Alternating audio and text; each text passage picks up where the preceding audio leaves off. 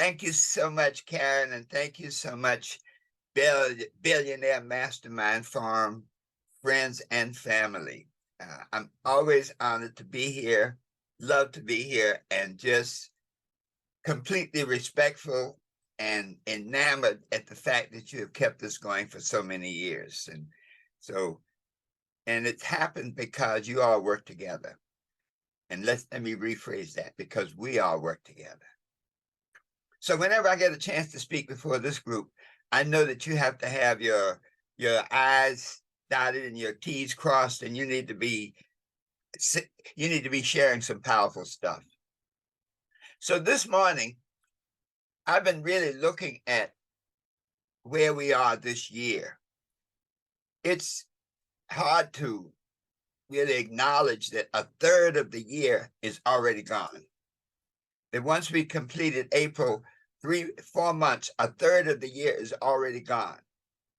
And many of us are at that point where we are saying, wow, where am I now? Where do I want to go? And what do I need to do to get there?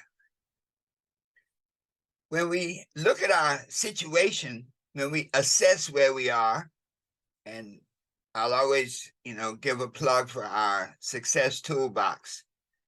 We designed that to help people, you might say, standardize this process of assessing where you are, addressing the things that need to be changed, making new goals, and then laying out an action plan to get it done. So when we look at where we are right now, the thought is, what do I have to do next? What do I need to do to make this year my year for outrageous success? What do I need to do to accomplish the goals that I said? Let me say that again. The goals that I said I wanted to accomplish. And so when we come from that space, it's important to say that, how do I do that? What must I do to make that happen? There's a beautiful quote that I love from Mary Pickford, and she was a silent film star in the old days.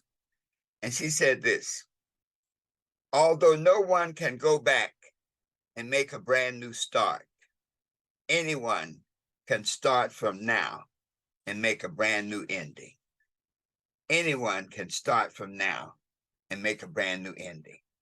That really struck me, because that's really where we are right now. When we assess our situation right now, we say, whatever we have done to this point, we have done. We can't change that. But this moment, we can make a decision, and that is our God-given gift, the ability to make a decision, to make a choice now to create a new ending.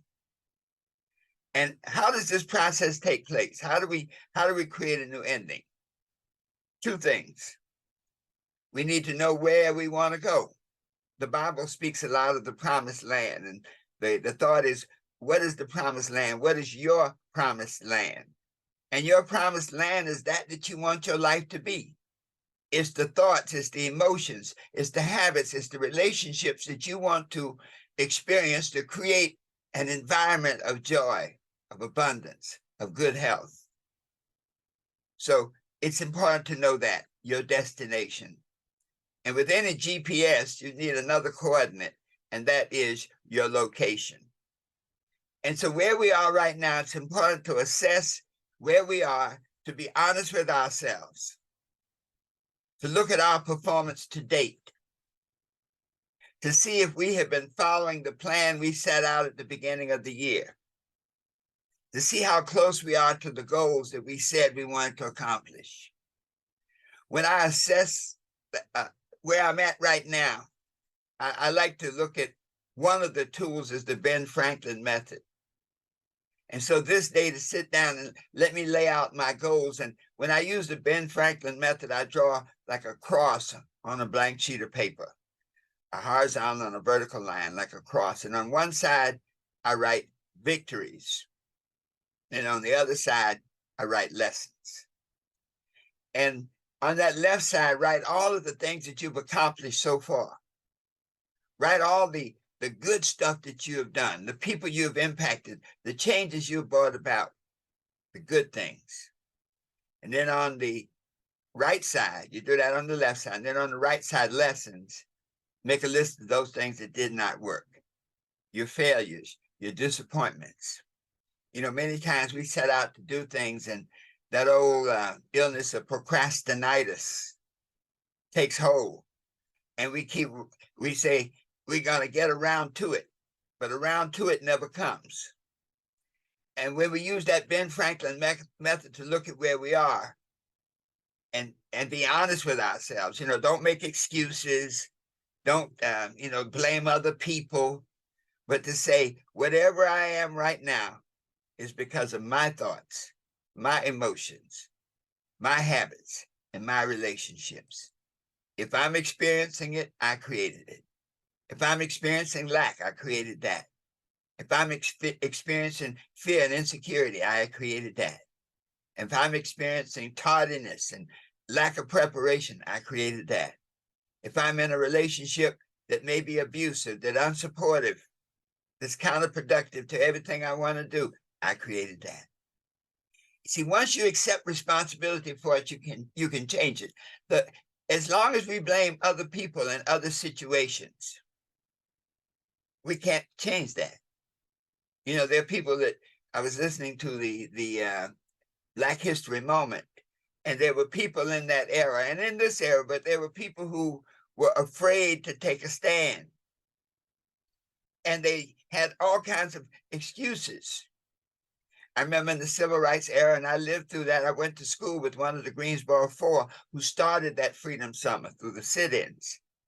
And one of the things he was saying was that when they started it, very few people were with them. Everybody had excuses and reasons for not doing it. And the moment they did, they hit a chord with the universe. And by the third day, they had transformed the whole country. But there are many others who are afraid to sit at the lunch counter, who are afraid to do this and afraid to do other things. But one of the points that we want to make is once you assess where you are, then you can address what you need to do to create the life you desire. So there were those who would not sit at the lunch counter, but those like Sidney Poitier who would give money, who would bail the people out of jail. In the old freedom days, it was a good comfort to know that somebody was going to come for you. You didn't mind sitting in and you didn't particularly like it, the way they treated you, but you knew that somebody was going to come for you. And so I just put that there because there are many situations that if you don't take responsibility for it, then you can't fix it. Harry Belafonte could have said very easily from his New York brownstone, that is not my problem. I didn't create that. Or blame other people. Oh, these white people are mean and there's nothing you can do with that. So I just put that aside there because all of us moment to moment have to make choices about what we're going to do next to create the life of our dreams. So once we look at this point of where we are, then how do we get out of the box? Right now, everybody's living in a box, and the box that we're living in is the box of our creation. So how do we get out of the box? And someone once said, you got to think out of the box. Well, you can't think out of the box if you're in the box. And that's what brings us to our greatest power, our power of imagination. We talk about it a lot. I just want to just read a little section from our book on imagination, just so that we can see this. This is the foundation for where we're going today, because we're going beyond imagination to creativity. This is the goal of our message today. Imagination is your power to form mental images of something not present to the senses. Albert Einstein said, imagination is more important than knowledge, for knowledge is limited, whereas imagination embraces the whole world, stimulating progress, giving birth to evolution. Let me go on, continue reading. Your imagination is the connecting link between your own human consciousness and the universal consciousness. Through your imagination, the formless energy of the universal mind becomes the formed energy, the formed manifestation in your own mind, and thus your life experience. Your imagination can be used to see beyond the appearances of your present situation to the possibilities of who you really are and what you can become. And that's a powerful foundation, folks, because we can get so involved with our present situation, what we don't have, what we can't do, what didn't happen the way we wanted it to.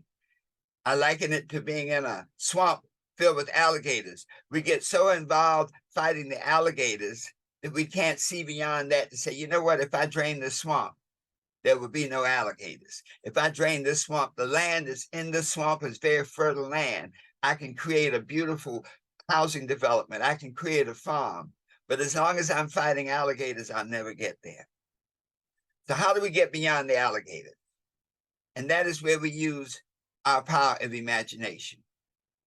Imagination gives us the ability to see beyond what is to what can be. What does it require? Through our imagination, we can see our promised land. And once we can see it, that goes into step, that idea, now we can set new goals. So let's go over the process. Assess where you are. Address the changes that you need to make. When you look at your promised land, when you have that vision of what you want to be doing, when you look at your goals for this year, now you can say, how close am I to accomplishing my goals? So if you wanted to save $5,000 as part of your down payment, or part of your 3-year plan to put together $20,000, you already have $5,000. You want to save $5,000 this year so that in another 3 years at $5,000 a year, you'll have the $20,000 to buy the house of your dreams, to make a down payment. Well, a third of the year has gone. How much have you saved? How much have you set aside? Not a penny. And so that's why this idea now of assessing where we are is so powerful. So now address that. What do you have to do now to catch up? A third of the year is gone, and I need to now set aside $5,000 in 2/3 of the year. 4 months is gone. I got 8 months left. I got to readjust. So and I want to do the numbers just to see how in a very simplistic fashion that is done. So if your goal was to save $5,000 this year, that's 12 months. That's roughly $450 a month. But now 4 months have gone by. So now that same $5,000, you got to divide it by 8 instead of 12. That now becomes over $600 a month. So when we look at things like that, we say, now I got to step up my game, because when you look at that equation, you're saying that the goal that you set for yourself to buy that house 3 years down the line, if you don't make a stand right now and up your game now, instead of $400 a month, now set aside $600, $650, that the goal that you have down the way won't happen. And that is why it's so important to see that goal down the way, to imagine it, because then you can stimulate your desires and stimulate your vibrations to make you do what must be done to do that extra work, to make you work a little harder. So your imagination is the blueprint for your life. If we're not getting the things we want in our lives, it's because we have not seen them clearly enough.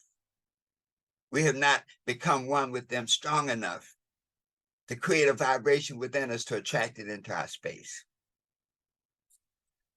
Once we look at our imagination, that is not enough. We must put our imagination to work through our creativity. You see, creativity is applied imagination. So it's not enough to see the vision, to see the promised land. Creativity says, now this gives me the mindset to create that promised land. And so what are some of the steps now to becoming more creative? How do you use your imagination now to become more creative? Step 1, commit to the possibilities of creation. And what that simply means is to recognize that anything you can imagine, you can experience. See, that's a powerful piece. anything you can imagine, you can experience. Many times when we look at the things we want to be doing half from where we are, we can't see the end result because our mindset and level of consciousness is not congruent with it. We're still in the box. So think of the Wright brothers.